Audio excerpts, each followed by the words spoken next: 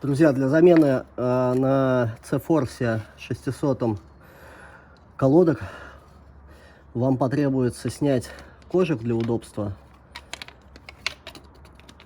съема. Он крепится на двух болтах, снизу и сверху, на гайках на 10. Также выкрутить два болта ключом на 13 по краям, вынуть суппорт и, соответственно, вынуть две колодки. Также вам следует все прочистить. Сейчас я буду показывать, как это чистится все. Снять пальцы. Пальцы снимаются вот таким образом. Вытаскиваются с паза. Резинки можно оставить. Здесь пальцы в хорошем состоянии. Добавить исключительно смазки и засунуть обратно. Также скобы все прочистить. Они снимаются довольно-таки легко. Вот таким образом.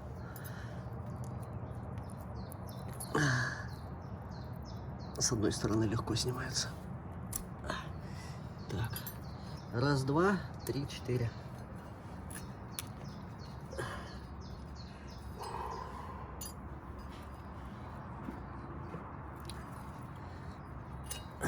Все. Далее очистим все, ставим новые колодки и закручиваем обратно.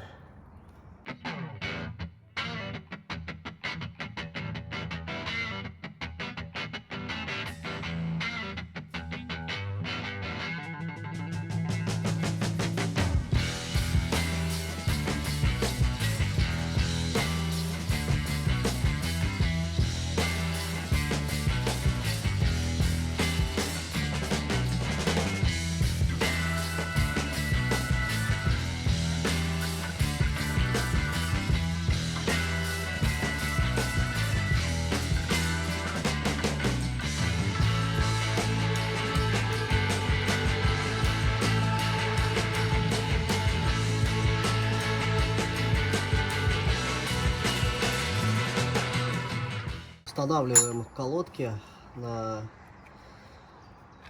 C-Force 600 оригинальные. Вот они так вот выглядят.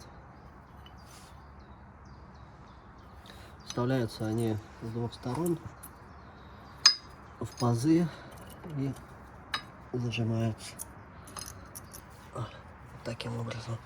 Далее устанавливаем уже сам суппорт.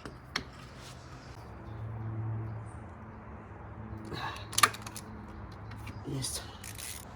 Здесь видно, что суппорта уже были менены, стоят маркировки разборок, а также мы сразу же наглядно видим изношенность подвески. Вот такое вот дело быть не должно. То есть сайлентблоки, их мало того, что вообще не обслуживали, то есть здесь квадроцикл, он относительно новый, но шприцевание он не видел, наверное, с завода. Из-за этого произошел износ сайлентблоков,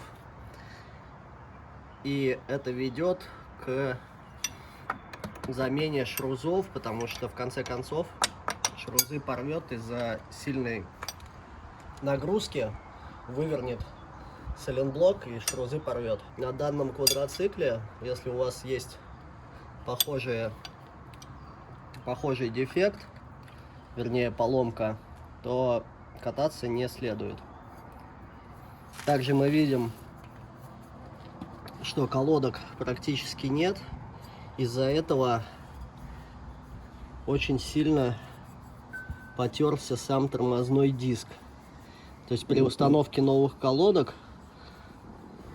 они будут стираться в 2 раза быстрее, пока они будут притираться к данному диску. Для замены колодок вам потребуется выкрутить 2 болта ключом на 14.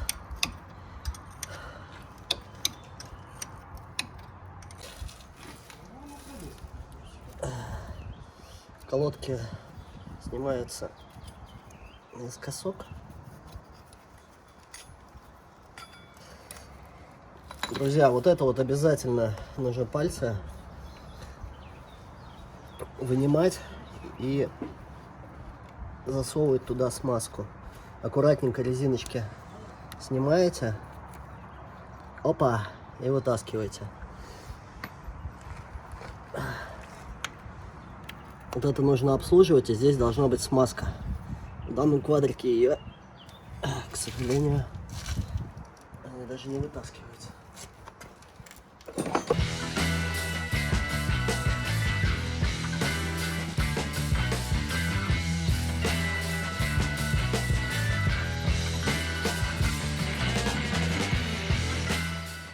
Вот, смотрите, друзья, если не обслуживать квадроцикл, тормозную систему, то это все закисает. Мы еле-еле вытащили палец.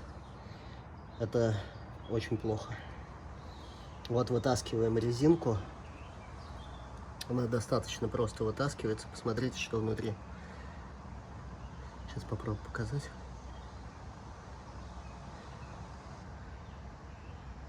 Там просто куски ржавчины.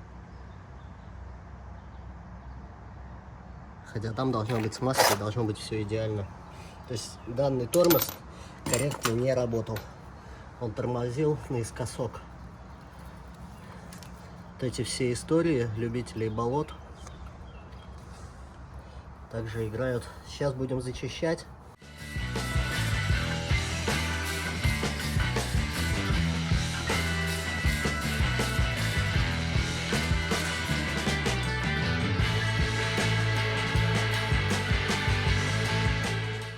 Друзья, вот в таком формате я вынул пальцы из суппорта.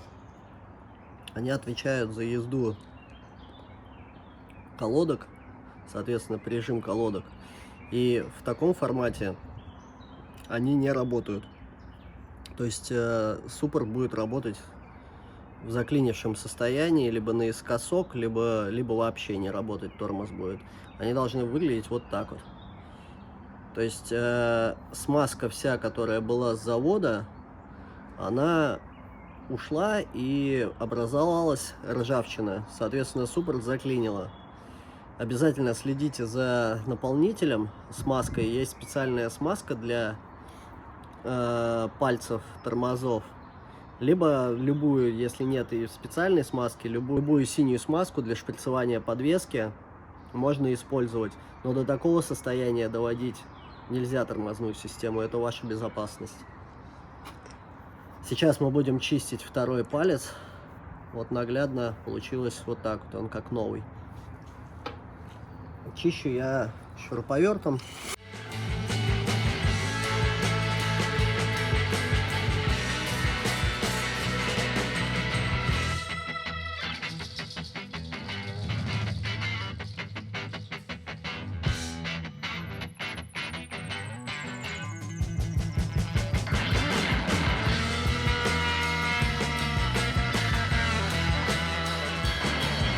Вот так вот мы отреставрировали резиночки на суппортах. Наглядно можно посмотреть на второе колесо и увидеть, в каком состоянии все было.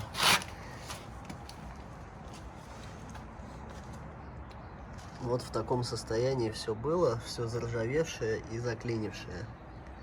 А сейчас это выглядит так. Конечно, продаются ремкомплекты, но мы пошли путем реставрации.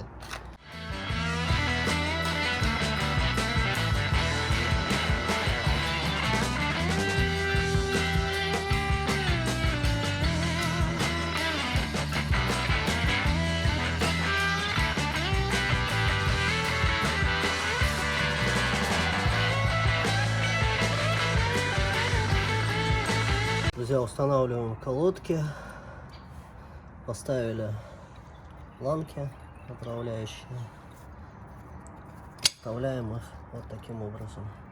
Значит, суппорт для удобства я снял шланг.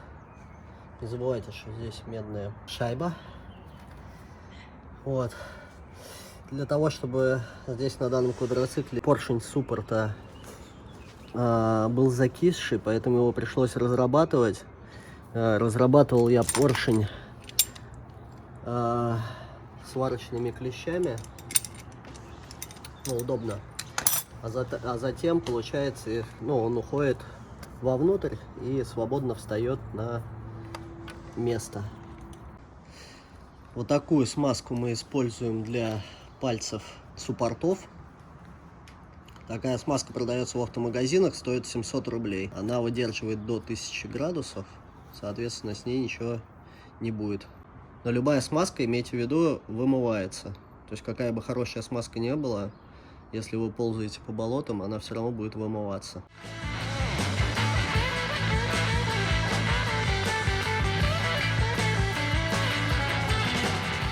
И надеваем шлеп.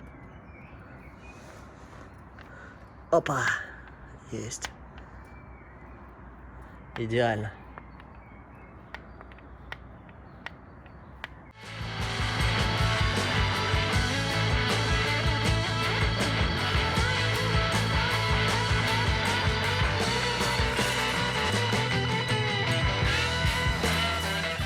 Теперь болты закручиваются от руки. Смазка есть.